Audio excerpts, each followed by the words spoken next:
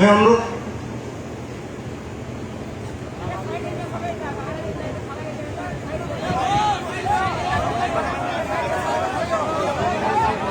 समस्तों को धन्यवाद। अभी चंद्रशेखर भाई से निर्देश है, उनके पास समय कम है। 1 मिनट में संक्षिप्त पे मैं मोहम्मद अलीफ सर को अनुरोध करूंगा वो 1 मिनट के अंदर अपना वक्तव्य शेष करें।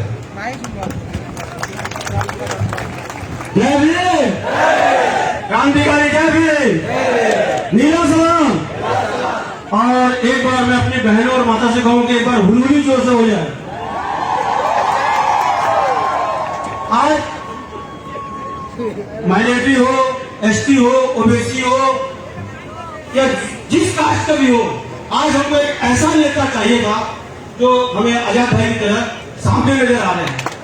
और हमारा विश्वास है अगर हम इनके साथ रहेंगे तो हमको कोई तकलीफ नहीं होगा। आज जो सीए एनआरसी जब आया तब हमको समझ में आया कि भारत में सिर्फ मुसलमान हिंदू नहीं, सिर्फ भारत में। लेकिन जब ये 84 आंदोलन हुआ तब समझ में आया कि सरकार भी हो, चाहे ओबीसी हो, एसटी हो, कोई भी समाज का आदमी हो, ये हिंदू नहीं है। हिंदू सिर्फ वही है जिसके पास माल है। अंबानी हो, क्या हो, मालिया हो, ये लोग हिंदू है, इनके लिए काम होगा, हमारे लिए काम नहीं होगा। जब वोट दरकार पड़ेगा तो चाहे वो माइनॉरिटी हो, एसटी हो, ओबीसी हो, सबका वोट लेके गड्डी में बैठेंगे। लेकिन जब लड़ाई का बात आएगा या जब हक की बात आएगी तब ये लोग हमको हक नहीं देंगे। आज हमको हक दिलाने के लिए हमारे पास एक नया सूरज चले आया है जिनका नाम है चंद्रशेखर आजाद भाई। और आजाद भाई से का साथ हम रहेंगे तो एक लड़ाई तो लड़े थे, एक लड़ाई और लड़ेंगे, ये मूल्यवादी के खिलाफ लड़ेंगे और उनको बताएंगे कि बाबा साहब जो संविधान लिखे हैं वो संविधान को मान के ही चलना पड़ेगा। जय भीम। और काशीराम एक बात बोलते थे कि अब वो वक्त आ गया है। एक काशीराम एक जुमला बोलते थे कि एक पत्थर लो और एक कुत्ते को मारो तो कुत्ता भागेगा, लेकिन वही पत्थर उठाओ और मधुमक्खी में मारो तो तुम्हारा हाल क्या होगा। तो अब ये वक्त आ गया है कि हमको एक साथ एक जगह में रहना पड़ेगा और चंद्रशेखर भाई के साथ में रहना पड़ेगा। तो वो दिन दूर नहीं जब भारत फिर से सोने की चिड़िया कहलाएगी। जय भीम, जय भीम। धन्यवाद। अभी आप सब जिसकी वजह से, जिस ऑब्जेक्टिव से यहीं पे आए थे वो आपका पूरा होने जा रहा है। हमारे देश के अभिमान, हमारे समाज के स्वाभिमान, हमारा सरताज, हमारा मुकुट, हमारा प्यारा चंद्रशेखर भाई आपके सामने है। वो अपना वक्तव्य रखेंगे। आशा करता हूं आपसे ध्यान से सुनेंगे। मैं स्वागतम करता हूं चंद्रशेखर भाई को, वो आके अपना वक्तव्य रखें।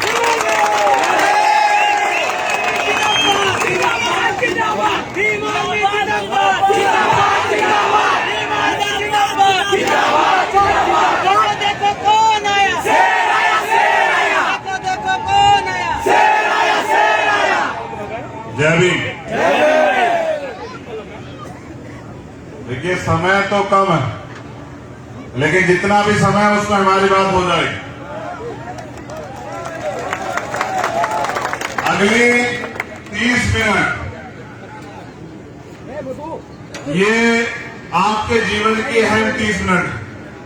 अगर आप इस 30 मिनट में मुझे ध्यान से सुनेंगे और अगर पूरी जिम्मेदारी से आने वाले 2 साल में मेरे द्वारा बताई गई बातों का स्मरण करेंगे, उस पर काम करेंगे, तो मैं आपको बताऊंगा कि 2 साल बाद क्या होगा उड़ीसा में। क्या मैं शुरू करूं अपनी बात?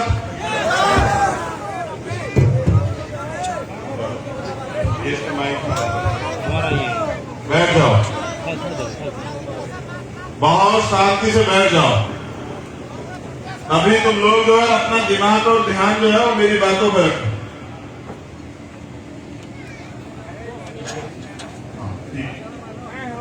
अध्यक्ष जी बैठ जाइए आप, ये आपका काम नहीं है, आप नेता हमारे, बैठ जाइए। छोड़ दीजिए वीडियो वगैरह बनाना, ये हम बहुत सारे लोग कर देंगे इसको, रखवा देंगे।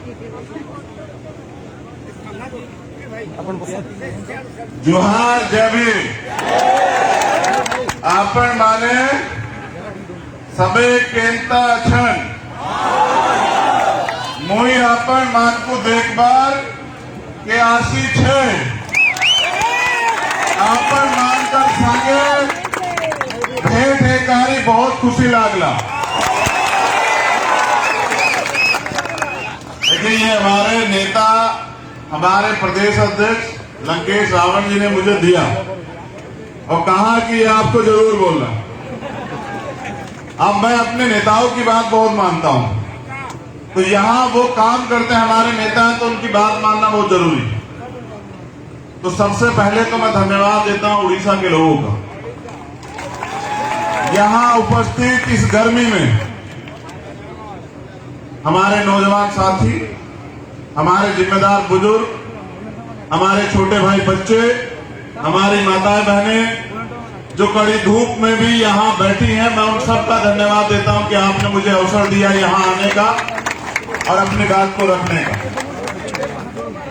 देखिए मैं भारत के सभी हिस्सों में घूमता हूं, पूरे भारत का कोना कोना जो है वो छानता हूं। तुम लोग ये छोड़ दो ना, काय क्यों कर रहे हो? दूसरे लोग पनात बैठो। भीम आर्मी का एक कार्यकर्ता मुझे दिखाई ना दे जो मुझे डिस्टर्ब करेगा ना, वो मेरा कार्यकर्ता नहीं हो सकता है।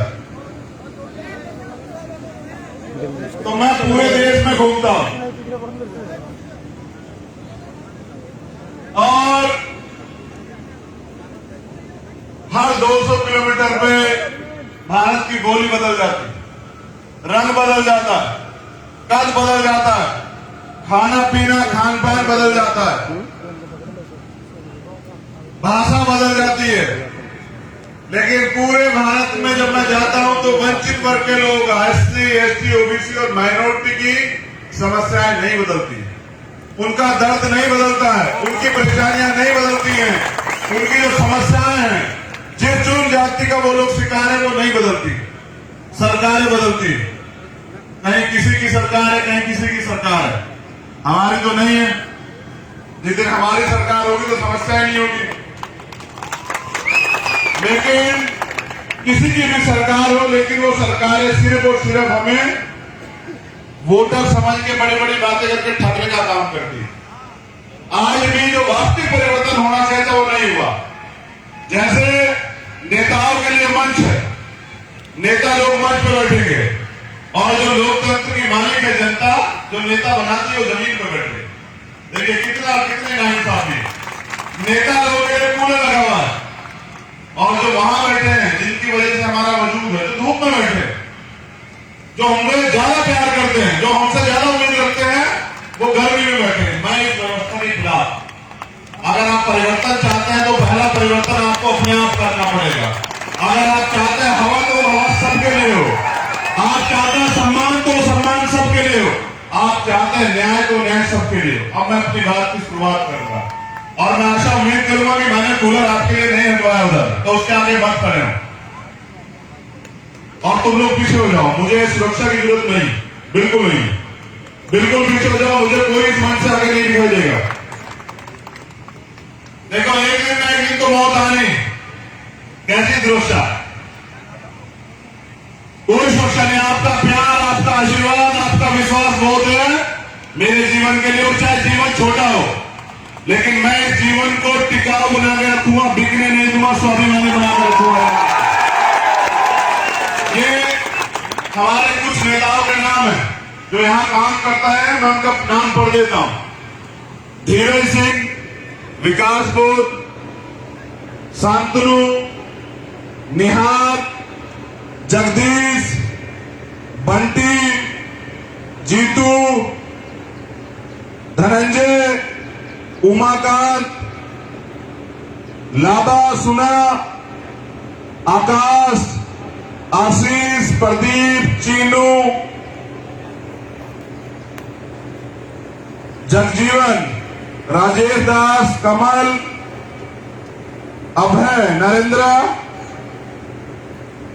और एक नाम और है, ये क्या नाम है? 18वां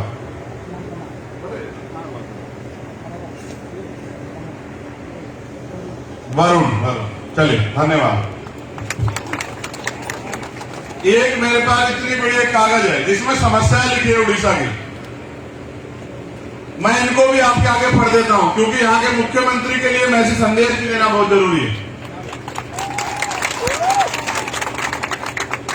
तो मैं सबसे पहले तो धन्यवाद करता हूं यहाँ के प्रशासन का, पुलिस का, जिन्होंने हमें परमिशन दी। लेकिन उसके साथ जो है, जो यहाँ की वास्तविकता है वो भी मैं आपको बता देता हूं। जो मुझे बताई गई है, बताया गया कि यहाँ सरकारी जमीन बहुत है, लेकिन सरकार की नीयत नहीं है हमारे लोगों को देने की। इसलिए हमारे लोग जो हैं तमाम तरह की समस्याओं से परेशान हैं। तो सरकार को चाहिए कि वो हमारे लोगों को जमीन दे। यहाँ अन्याय अत्याचार बहुत होता है, भेदभाव, जातिवाद, छुआछूत। अभी मैं आ रहा था तो मैंने देखा कुत्ते को जो है, कुत्ते के बच्चे को एक फैमिली ने गाड़ी में बिठाया था। वो कुत्ते के बच्चे को, जो कि जानवर है, मेरी कुत्तों से लड़ाई नहीं है, लेकिन वो उस कुत्ते के बच्चे को भी गोदी में उठा के प्रेम कर रहे थे। लेकिन यहाँ इंसानों से भेदभाव होता है, छुआछूत होती है। वो इंसान जो पढ़ा लिखा है, जो मेहनत करता है, ये जो गैर बराबरी है, ये बहुत ज्यादा है यहाँ उड़ीसा में। यहाँ मैंने सुना अखबार के माध्यम से कि एक बच्ची ने फूल तोड़ दिया, तो उस फूल तोड़ने में उस पूरे समाज का बहिष्कार कर दिया गया। बताओ। और कहते हैं कि भारत लोकतंत्र से चल रहा है, उड़ीसा में लोकतंत्र है, तो ये तो लोकतंत्र नहीं है। यहाँ कारखाने बहुत हैं, 15 लाख से ज्यादा बंधुआ मजदूर इस राज्य से बाहर जाते हैं। यहाँ नौजवानों की आबादी 50% से ज्यादा है, लेकिन नौजवानों को रोजगार नहीं है। यहाँ हीराकुंड डैम है, जिसका पूरा डिजाइन बाबा साहब भीमराव अंबेडकर ने बनाया, लेकिन कहते हैं कि वहां बाबा साहब की स्टैचू नहीं है। यहाँ महिलाओं पर शोषण खूब होता है और बड़े पैमाने पर होता है। रेप होते, हत्याएं होती, छेड़छाड़ होती है। चलिए, मैं मानता हूं कि कुछ लोग ऐसी विचारधारा के हैं तो होता है, लेकिन भारतीय संविधान प्रत्येक व्यक्ति को न्याय का अधिकार देता है, जन्म से, लेकिन न्याय नहीं मिलता है। जैसे स्नेहलता क्षेत्रीय का मामला है, जैसे बेबीना का मामला है, जैसे कुंडली की जो पीड़िता है उसका मामला है, आज तक उनको न्याय नहीं मिला। यहाँ SC/ST एक्ट तो है, लेकिन FIR दर्ज नहीं होती। यहाँ पुलिस प्रशासन के लोग हैं, मैं उनको भी बताना चाहता हूं कि आपको जो तनख्वाह मिलती है ना सर, वो सरकार तो देती है, लेकिन वो पैसे हमारे पैसे से जाते हैं, हम लोग टैक्स देते हैं। आपको तनख्वाह इसलिए मिलती है कि आप न्याय करें, अपराधी को अरेस्ट करके जेल में डालें, जो वंचित कमजोर वर्ग के लोग हैं, जिनके साथ अन्याय हो, कोई भी हो, उनकी मदद करें। आरोपियों को संरक्षण देने के लिए, अपराधियों को संरक्षण देने के लिए तनख्वाह नहीं मिलती है आपको। ये अपना चाल चरित्र बदलिए। ये संविधान से चलने वाला देश है, ये सरकारें बदलती रहती है। कल हमारी सरकार आ जाएगी, तब भी आप नौकरी यही करोगे, कहां जाओगे फिर? ये अन्याय अत्याचार करने वालों को बढ़ावा मत दो, कल आपके परिवार की तरफ भी आंख उठा लेंगे। तो ऐसी विचारधारा के लोगों का समर्थन मत करो। यहाँ CA/NPR NRC पे जब आंदोलन हुआ, पूरे देश में विरोध हुआ, लेकिन वो जो गैर बराबरी बढ़ाने वाला, भाईचारा तोड़ने वाला कानून था, ये जो वर्तमान की सरकार है, ये उसका समर्थन कर रही थी लोकसभा में। हमें ऐसे लोगों से सावधान रहने की जरूरत है। यहाँ वेदांता ग्रुप जो है, सरकार ने आदिवासियों की जमीन, हमारे परिवार की जमीन उनको दे दी है।